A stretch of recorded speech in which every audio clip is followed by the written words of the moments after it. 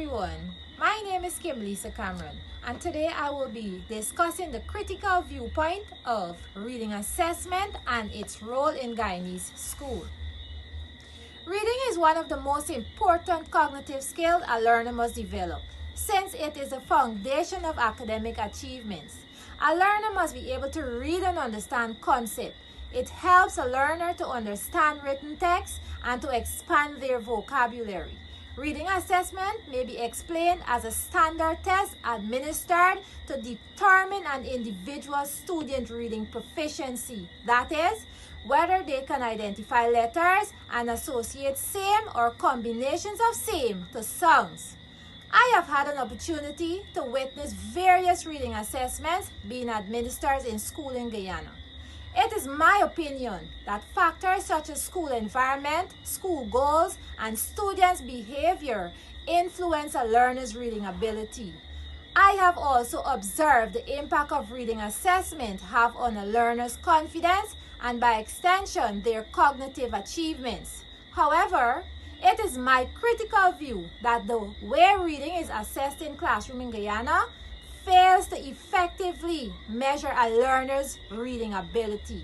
Before the COVID-19 pandemic, reading assessments were assigned by individual teachers at each school and administered. Unfortunately, because of socioeconomic constraints, the education system in Guyana suffered major setbacks during the pandemic, and it was recognized that learning loss was prevalent. This led to a nationwide reading diagnostic test being designed and administered. In my view, it was poorly designed since it does not cater for varying learning styles and learner ability. According to Brunim Parecki, 2004, an effective reading assessment must include concept of letter knowledge, phonemic awareness, decoding, fluency, and comprehension. And when we examine the test, we discovered that to give all the students a list of the same sight words to repeat within a specified time limit is not an effective reading assessment. Good afternoon, my name is Miss Sienna McCormick, and today my task is to briefly enlighten you on the types of assessments. The diagnostic assessment is a gauge to students' knowledge. It's to gauge students' knowledge, skills, strength, and weaknesses beforehand. The formative assessment. This is used to collect information on students' understanding throughout the learning process and to help teachers adjust their strategies accordingly.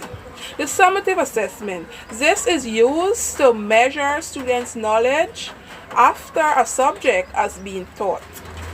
Thank you. My name is Celestina Ryan, and I'll be providing a critical viewpoint of a teacher's action plan that we have with us here today. The action plan provides a number of topics that need to be improved. However, I'll be giving my viewpoints of two of them. One of the challenges the teacher noticed in the diagnostic test is that pupils had trouble identifying long and short vowel sounds. To remedy the situation, she planned to have the pupils first identify that song and then associate it to the letter symbol. I actually agree with that method. Now, the reason why is because the method will allow them, just forming that link will allow them to memorize it. And being able to memorize it now would allow it to become automatic in their mind. So whenever they encounter these words again, they may be able to correct that error that they used to make. I believe that the action plan can also be more specific by stating how you plan to implement that particular method that you use. So in this instance, we were allowing pupils to identify and associate word symbols. But how? There are different ways you can do so. For instance, you can use singing, you can use rhymes, or you can use games. And in my opinion, just by being more specific may aid in me having a vivid idea on how I plan to express those tasks. And also, it would help me to place more emphasis on the method that I'm using. Secondly, Pupils were challenged with segmenting words into individual phonemes. The action taken here was to allow them to practice segmenting 2 and 3 letter words, and I totally agree with that method.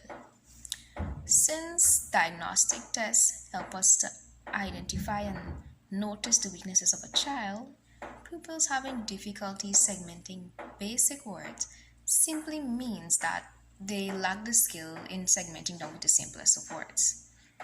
Hence, allowing them to practice on small 2 and 3 letter words would help them to master that skill, and they will be able to upgrade and move to higher levels. By the way, we're all familiar with the cliche term practice makes perfect, and this clearly applies here. To sum up the findings with the action taken, I found them all to be reasonable, since the teachers they seem to have gone to a lower level with their action. Because in my view, they attempted to build these pupils from the ground up. And this also seemed to cater for the learning loss period they endured. And it couldn't have been better, because the stronger the foundation is, the longer and taller they may stand. Today, my name is Maria Chan, and I will be looking at how the outcome of the assessment can be linked to the student/classroom profiling. The student profile now, this shows information about the pupil's reading assessment.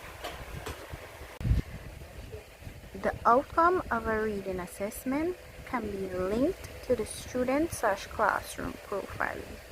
When a reading assessment is designed and implemented properly, the outcome of the assessment can be linked to the profiling of the student.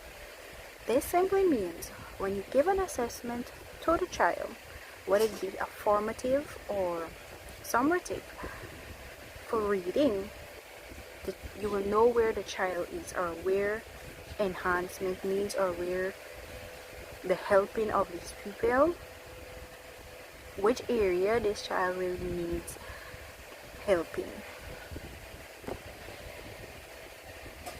The analysis of reading assessment outcomes have shown that the use of reading assessment has led to the creation of student/classroom profiling. When reading assessment is used in schools, teachers are able to determine the reading abilities of their students. This has led to the creation of student/classroom profiling. Now, with this classification of students, it tells their ability, their reading abilities. This has had the impact of affecting the classroom environment, the classroom behavior of the students, and the educational goals of the classroom.